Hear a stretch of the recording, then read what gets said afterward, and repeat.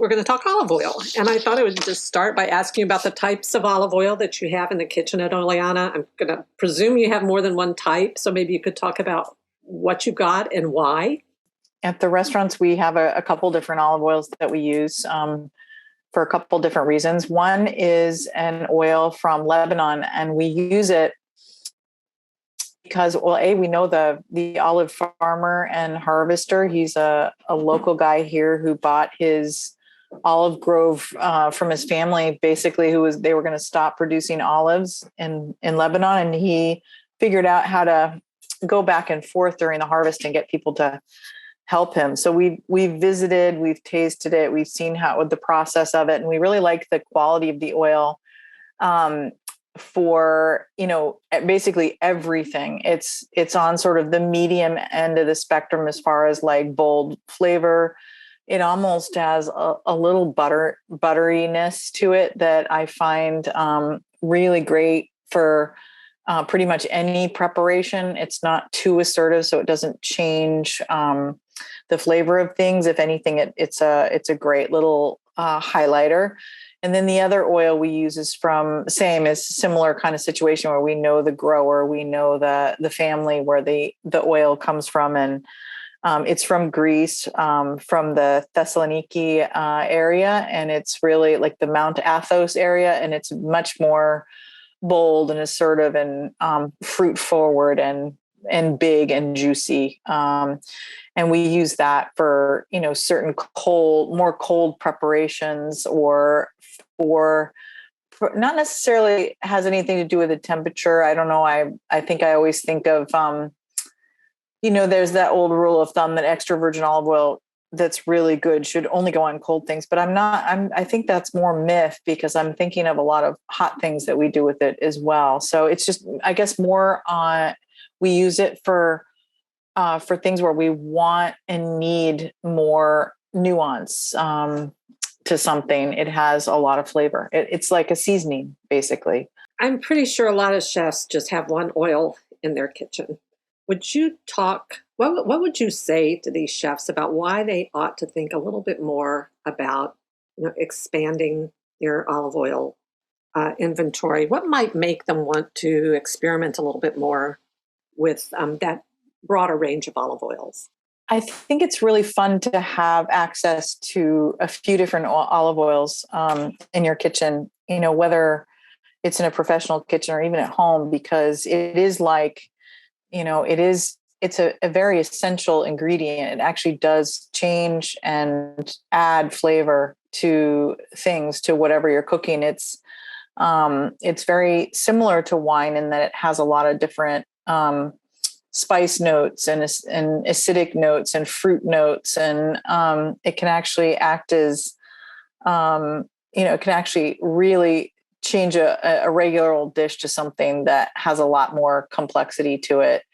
And then there's lots of different characteristics that oils have. And so it's kind of fun to have a few different options. So if you're cooking white beans with, green garlic, you could use something that's really peppery and herbaceous. And if you've got, something like oatmeal, and you want to stir in a spoonful of really fruity, extra virgin olive oil, it's pretty extraordinary. It changes the taste of things that you think are sort of ordinary. And I like it much more. I find it really interesting and much more, I don't know, sometimes butter is delicious, don't get me wrong, but I think even on toast in the morning, a little bit of olive oil is it actually changes the notes of a regular piece of bread. It really changes everything.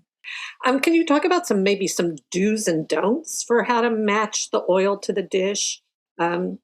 You've just given us some examples, but maybe you have other thoughts on, what types of oils go with what types of dishes. When do you use those more pungent oils? When do you use the milder oils? As far as understanding, what are some of the do's and don'ts with olive oil? It's sort of, I like to understand the rules, but I also really like to break them. And I think it can be also a very personal, thing, but an obvious pairing for olive oil, in my opinion, are vegetables and fish. And I think if you stick, it's sort of like if you have a big book of rules for spices, it can make you afraid to use the spices. If you have a big book of rules for extra virgin olive oil, it can make you more timid to try different kinds of olive oil from different areas, or to, use it because you're afraid it's so precious that you might, ruin it or something, because it can get very costly too. But I feel like if you follow the sort of rule that there are no rules, first of all, but including cooking with extra virgin olive oil, they're just tricks in being able to cook with it so that it still has a lot of flavor and integrity left to it, so that it doesn't sort of fall apart under heat. But those rules, you can work around them, and it's only through experimentation and trying that you're going to, sort of discover the best pairings that you like. But I personally, really love olive oil with vegetables and fish. But again, I'll even eat it on toast and oatmeal. And then if you have something that's very bitter and assertive, or very strong, like you taste it and it's incredibly olive oily, very overwhelming, then you maybe want to be careful that you don't add it to something that's, got a really subtle floral or strawberry note to it that you want to preserve. You might sort of overwhelm a dish with it. But most of the time I think it's pretty hard to overwhelm a dish. I mean, I'm a big fan of flavor, so the more flavor, the better. And I don't think there are many don'ts. I do know that if you pour some into a very, very hot pan, you ruin the oil. So you have to, be careful with your temperatures. And I often use, when I cook vegetables, I often put the vegetables in the pan first. And I know that breaks all the cooking rules of thumb, where you heat the pan, when the pan is hot, you add the oil, then you add the whatever you're sauteing. I usually skip through that part. I just add the vegetables first, then I add the olive oil, so then it doesn't break apart the oil, and the vegetables never end up sticking, and they end up cooking more beautifully than if you did it the other way around. And you preserve the flavor of the oil. So for me, the rules come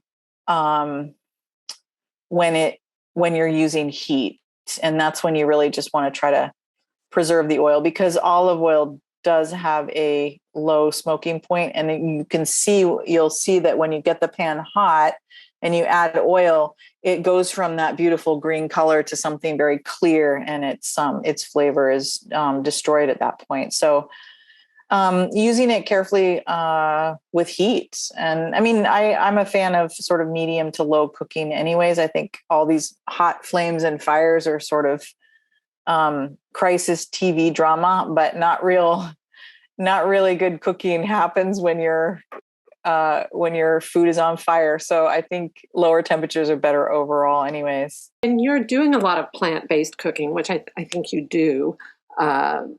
Or plant-forward cooking. Does olive oil play an additional role when there's not meat present or not much meat?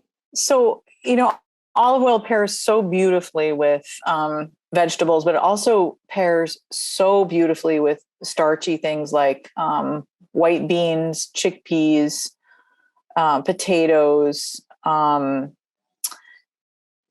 love olive oil with peas. I think it's one of the most beautiful and misunderstood flavor combination, like fresh shelling peas.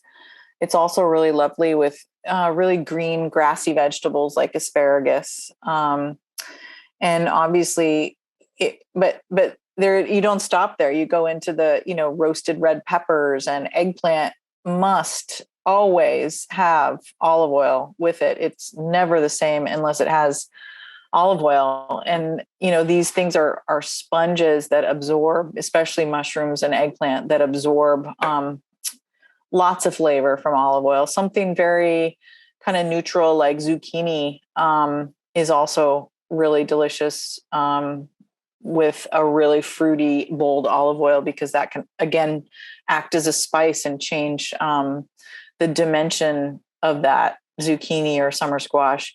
And then most people think of winter squash as being, oh, butter and cream. But I find it, again, very interesting. My favorite way to eat any kind of winter squash is with lots of vinegar and lots of really good olive oil. And I think it enhances it makes you understand the flavor of that vegetable more.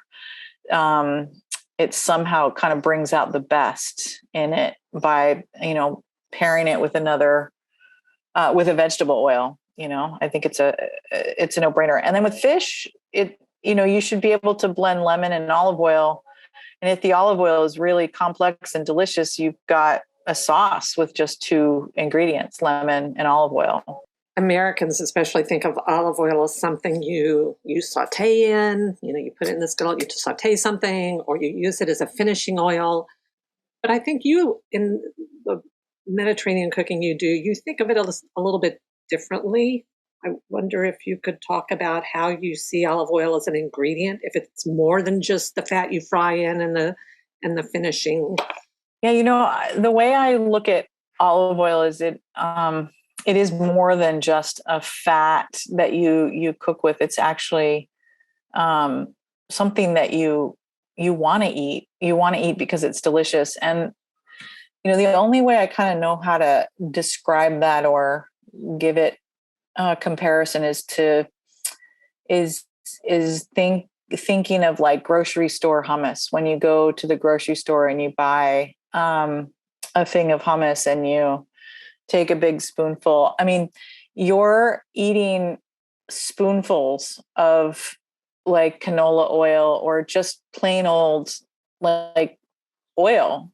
And if you were to just pour yourself a spoonful of canola oil or grapeseed oil or peanut oil or whatever they're using in that store-bought hummus, I don't even think you could do it. I don't think anyone could actually taste it and eat it and enjoy it. And whereas olive oil, you can literally take a spoonful and eat it and enjoy it. And not only that, but it's incredibly good for you. And it's full of even sensations of burning and coughing if it's a very fresh oil, so it really is, it's more than a fat. It happens to be a fat and a very good fat, but it's definitely more than that when it comes to cooking. It's actually a flavoring. It actually is like spices or like wine in that it's used to balance or give more dimension or complexity to whatever it is that you're cooking.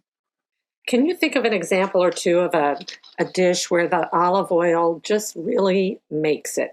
The dish just wouldn't be the same without that Lebanese oil you use or the Greek oil you use. When I think about dishes that couldn't be done without olive oil, it's hard for me to narrow down a few because I've never cooked with anything else. So I don't have the perspective of understanding the difference. But I do know that dishes that, something like the eggplant, the vegetable eggplant that really needs and deserves extra virgin olive oil. It does taste very different. And it doesn't even have the textural, the oiliness that it has if you fry it in other oils. But it's a difficult thing for me to imagine because I have so much olive oil in my life at home and at work that I don't know other ways. I guess I'm trying to think of something that I might use butter for that instead of olive oil. And even that is a tricky question for me because sometimes I actually use a little bit of extra virgin olive oil and butter when I'm cooking something because that butter kind of protects the burning point of the oil too and lets me use a little bit of heat. And I do think that butter and olive oil can be a really nice combination together because again, the olive oil is where it has all the acidity, complexity, herbaceousness, fruitiness. And the butter is just, it's really delicious, but it's just fat. It's just pure milk fat, which is, again, very nice, but not as nuanced as the oil. So, but yeah, that's a hard one for me to boil down, is to imagine what something tastes like that should have olive oil that doesn't have olive oil. Sorry, that was a really tough one for me. I was like, even it's like trying to tell somebody how to cut a red bell pepper. I had to really like slow down my brain because I don't even know what that would be like. Do you use olive oil in the pastry kitchen at all? And if so, can you share some examples of really interesting, of great pastries or sweet uses for olive oil? Yeah, we love using olive oil in pastries and things like granola, things that aren't necessarily all sweet, but are in the sort of sweet category. Olive oil granola is a big hit at our bakery. And the pastry chefs that I work with here love doing olive oil ice cream, doing olive oil chocolate sauces, adding olive oil to their choux, or adding it to something where you are very surprised and you can really taste it. Ice cream, I think there was a place in California that I had soft serve ice cream with olive oil and salt drizzled over it. And I thought that was pretty spectacular. And there's a restaurant in Boston that's Spanish, and it's called Taberna de Aro. And she does these amazing chocolate truffles and then comes around and pours an obscene amount of beautiful extra virgin Spanish olive oil over the chocolate truffles. And that was a revelation to me, the olive oil and chocolate combination, even just spread on toast, again, using that combination. And people think a lot, the French think a lot about butter and cream with chocolate, but olive oil is less thought of and very Mediterranean. So yeah, it does find its way into cakes and ice creams and sorbets, and granolas, places where other oils or other fats are used. Again, bringing a whole new dimension to something that you didn't think was possible. What about, you made reference to the fact that it can be costly to have these extra virgin olive oils in your restaurant kitchen. How do you maximize the impact of them, given what you're spending on them? How do you get the most out of them? Yeah, olive oil can be expensive. So you have to, like any ingredients that are expensive, you have to maybe, think about how you're using them. And there have been ways in the past for us to get by buying in bulk by pallets, by promising and pre-ordering that we're going to be a customer for a year, and buying up front, those kinds of things can get you some decent prices. Being able to sort of, swing having a couple higher end that you can use for more sublime dishes, and then having an oil that, like our Lebanese oil, that really is so versatile that it can be used in everything, where you're still enjoying olive oil, but it's not, overwhelming, and neither is the price. So yeah, I think it's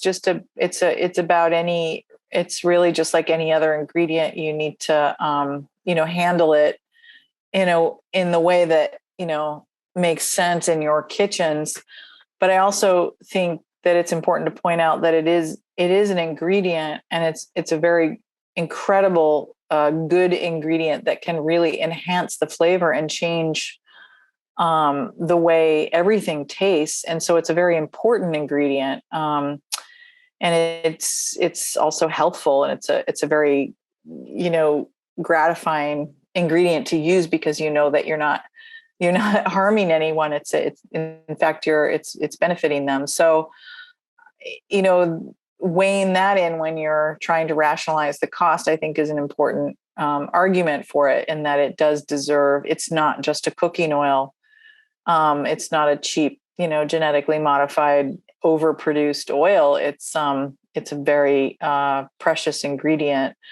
And you use less, less is more because you get more flavor. And I think that's also another point too, is that, you're going to get more complexity from olive oil, and, maybe you're using less lemon juice and spices that are also expensive when you're cooking with it. I haven't done the breakdown that carefully, but I do feel like it deserves, the price that it gets. Sometimes it can be very special, like that special bottle of wine can be too. On that matter of wine, and we know chefs put a lot of thought into their wine lists. They would never just have one or two wines on their wine list.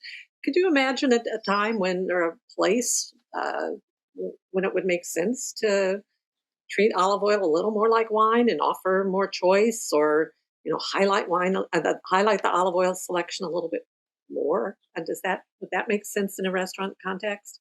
Oh, it would be so wonderful to see, olive oils being called out on menus, and people starting to become more literate as far as olive oil is concerned. I think it was such a big move and such an incredible, important move to get it into the mainstream and getting it as a sort of a very well-known ingredient everywhere. And now it definitely could get into a special niche where there were certain producers that just were known for certain flavor profiles that you could actually call out on a menu. And that, I think, just takes time and education, and little by little, you don't want to overwhelm somebody, but I could totally see. We've done that in the past with the oil that's unripe, and the first of the oil that comes out, from our Greek producer, the olio nuovo, which is supposedly the health. When it's unripe like that, it's got the most antioxidants of all, but it's also got a really unique flavor. So we'll call the season out, but not necessarily the brand or the name, because that's going to take a lot longer, I think, to get that fluency in everyone's mind and vocabulary, including overwhelming the customer. But I do think that there is a season to olive oil as well, and that's an interesting part of it as well. When it's fresh, it's extraordinary, and when it's not fresh, it's not terrible. It's just it's just not the new oil. It's a very different flavor, but it still works and benefits and deserves to be cooked with. And those are basically, the ones that you would do more cooking with, is the older oils. So yeah, I think it has an evolution, and we've come a long way in the last 20 years. And so maybe in another 20, we'll be calling out olive oil like it's perfume or something.